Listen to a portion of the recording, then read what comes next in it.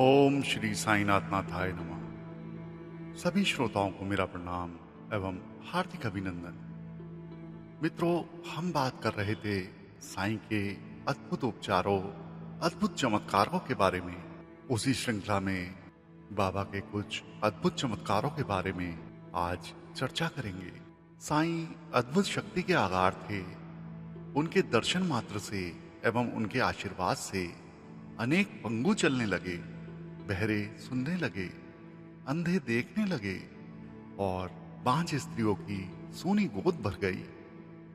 साईं ने हजारों लोगों के दैविक ताप नष्ट किए। मुंबई के शंकरलाल केवटराम भट्ट नामक एक दुकानदार थे। उनका एक पैर काम नहीं करता था। बाबा की दिव्य शक्ति एवं कीर्ति की गाथा सुनकर वे सन 1911 में शिरडी आए। उन्होंने साईं को साष्टांग प्रणाम किया। साईं की उन पर कृपा दृष्टि पड़ी। शंकरलाल को नदी के किनारे बालू रेत में काफी देर तक चलना पड़ा, क्योंकि उन्हें वापसी की यात्रा में नाव का सफर भी करना था। नदी के किनारे की बालू रेत में चलने पर उनके पैर की सिकुड़ी हुई नसें ढीली पड़ गईं। वह सीधे चलने लगे। हमेशा के लिए उनके पैर का लंगड़ापन दूर हो गया। यह आश्चर्यजनक चमत्कार साईं की कृपा दृष्टि का परिणाम था। इसी तरह नाना साहेब के कोई पुत्र नहीं था। उन्होंने दूसरी शादी की, परंतु संतान की उत्पत्ति नहीं हुई। वे साईं के दर्शनार्थ शिरडी आए और बाबा के आशीर्वाद से उनके घर आंगन में एक पुत्र का जन्म हुआ। वहीं नांदेड़ शहर में रतनजी शाहपुर वाडिया नाम के एक धनी व्यापारी थे। उनके पास यथेष्ट संपत्ति थी और उनके घर में कभी कोई खाली हाथ नहीं लौटा। उनके घर में 12 पुत्रियों का जन्म हुआ, परंतु कुल परंपरा को आगे बढ़ाने वाला पुत्र पैदा नहीं हो सका। रतन जी चिंता मगन रहते और हमेशा यह सोचते, नारायण मुझे पुत्र रतन देकर कब मुझ पर कृपा करेंगे। उन्होंने दासगणों के सामने अपनी व्यथा रखी। दासगणों ने कहा, बाबा के दर्शन करो, उन्हें अपना कष्ट बताओ, उनके सामने अपने मन की इच्छा रखो, वे अवश्य कृपा करेंगे, तुम्हारा कल्याण होगा। रतन जी शिरडी गए, बाबा को पुष्प भेंट किए। बाबा ने दक्षिणा मांगी। रतन जी ने दक्षिणा भेंट करके बाबा से कहा, मुझे त्रिकालदर्शी के दर्शन करने का सौभाग्य प्राप्त हुआ है। आप मेरी चिंता जानते हैं, हे कृपा निदान मेरी चिंता दूर करो। साईं ने ऊदी प्रसाद देकर रतन जी के सिर पर हाथ रखा और आशीर्वाद देते हुए कहा, व्यर्थ की चिंता मत करो, तुम्हारे दुर्दिन समाप्त हो गए हैं। अल्लाह तुम्हारे मन की मुराद पूरी करेगा। कुछ ही समय बाद उन्हें पुत्र रतन प्राप्त हुआ। दामोअन्ना के 2 पत्नियां थीं, परंतु पुत्र रतन का सुख प्राप्त नहीं था। साईं के आशीर्वाद से उन्हें पुत्र रतन की प्राप्ति हुई। इसी तरह गोपाल राव गुंड नाम के बाबा के एक परम भक्त थे। उनके कोई संतान नहीं थी।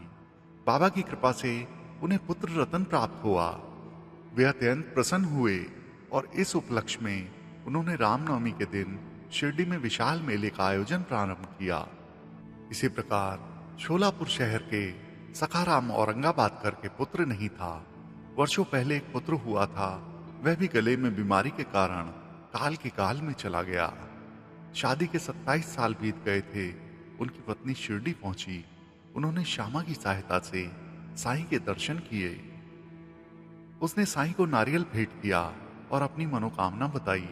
श्यामा ने महिला की वकालत करते हुए बाबा से आग्रह किया, इस पर कृपा करो, यह नारियल इसकी झोली में डाल दो, ऐसा आशीर्वाद दो कि इसे पुत्र पुत्रियां प्राप्त हों। बाबा बोले, ऐसा अंधविश्वास क्यों करते हो? क्या नारियल से कभी संतान उत्पन्न होती है? श्यामा ने कहा, हम आपके वचन और आशीष की शक्ति से परिचित हैं। आपके वचन अमूल्य होते हैं। आप यह नारियल इसे प्रसाद के रूप में दे दो। साईं ने श्रीमती औरंगाबाद कर की झोली में नारियल डाल दिया और वचन दिया, 12 मास में इसे पुत्र रतन की प्राप्ति होगी। साल लगते ही श्रीमती औरंगाबाद कर को पुत्र रतन पैदा हुआ। दैविक ताप निवारक साईं ने महिला की सोनी गोद अपने आशीर्वाद से हरी भरी कर दी। बालक के 5 माह का हो जाने पर श्रीमती औरंगाबाद कर अपने पुत्र सहित साईं को कृतज्ञता ज्ञापित करने शिरडी आई। इसी प्रकार मुंबई के बांद्रा में बाबा के परम भक्त रघुनाथ तेंदुलकर रहते थे। वे तीक्ष्ण बुद्धि एवं विद्वान थे। वे साईं जप करते एवं उनके ध्यान में लीन रहते थे। उन्होंने साईं की लीलाओं पर उच्च कोटि की एक पुस्तक भजनमाला लिखी। उनकी पत्नी का नाम सावित्री एवं पुत्र का नाम बाबू था। बाबू मेडिकल कॉलेज में डॉक्टरी की शिक्षा प्राप्त कर रहा था। सावित्री ने ज्योतिषी से अपने बेटे का भविष्य पूछा। ज्योतिषी ने कहा कि इस वर्ष उनके ग्रह नक्षत्र इसके प्रतिकूल हैं। इस वर्ष वह परीक्षा में उत्तीर्ण नहीं हो पाएगा। 1 वर्ष का काफी समय और बाधापूर्ण है। अगले वर्ष ग्रह नक्षत्रों की स्थिति उत्तम है। अगले वर्ष यह निश्चित रूप से परीक्षा उत्तीर्ण करेगा। सावित्री ने सोचा, प्रयत्न व्यर्थ हो तो प्रयास करने से क्या फायदा। यह सोचकर वह निराश हुई। कुछ ही समय बाद वह शिरडी गईं, बाबा के दर्शन किए। बेटे के बारे में चर्चा चली। उसने बताया कि बाबू इस वर्ष परीक्षा नहीं देगा। उसने जोशियों की भविष्यवाणी का विस्तार से वर्णन किया। यह सुनकर बाबा बोले, जन्म कुंडली को लपेटकर एक कोने में रख दो। बेटे से कहो वह केवल मेरी बात सुने, चिंता छोड़े और शांतचित्त होकर परीक्षा में बैठे। उसे कहो कि किसी की बात में ना आए, दृढ़ विश्वास के साथ पढ़ाई करे। लड़के को कहना कि वह अवश्य इसी वर्ष उत्तीर्ण होगा। मेरे वचन पर भरोसा रखो। सावित्री शिरडी से लौटी। उसने साईं का आदेश बेटे को बताया। बेटे ने उत्साहपूर्वक तैयारी की। साईं की कृपा से वह लिखित और मौखिक दोनों परीक्षाओं में उत्तीर्ण हुआ। साईं ने बाबू की असफलता की संभावनाओं को दूर किया और उसका भौतिक संताप मिटाया। इसी तरह दासगणु पुलिस विभाग में नौकरी करते थे। एक बार वे कुछ आरोपों में फंस गए। परिणाम स्वरूप उनकी नौकरी की सेवाएं समाप्त हो गईं। नाना साहेब चांदोरकर उन्हें शिरडी लेकर आए। भौतिक कष्टों ने उनका पीछा नहीं छोड़ा। कुछ वर्षों तक वे स्थिति सुधरने की उम्मीद करते रहे, परंतु स्थिति और अधिक बिगड़ गई। सांसारिकता से खिन्न मन होकर वे साईं की शरण में आए। संत का सानिध्य प्राप्त करने पर उनका भौतिक ताप नष्ट हुआ और वे सदा के लिए साईं के हो गए। वे जीवन पर्यंत साईं का देश भर में कीर्तन कर साईं का प्रचार प्रसार करते रहे। साईं लगभग 60 वर्षों तक शिरडी में रहे।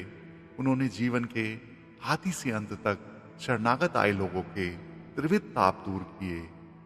लाखों लोग उनकी कृपा से उपकृत हुए और उन्हें कष्टों से मुक्ति मिली।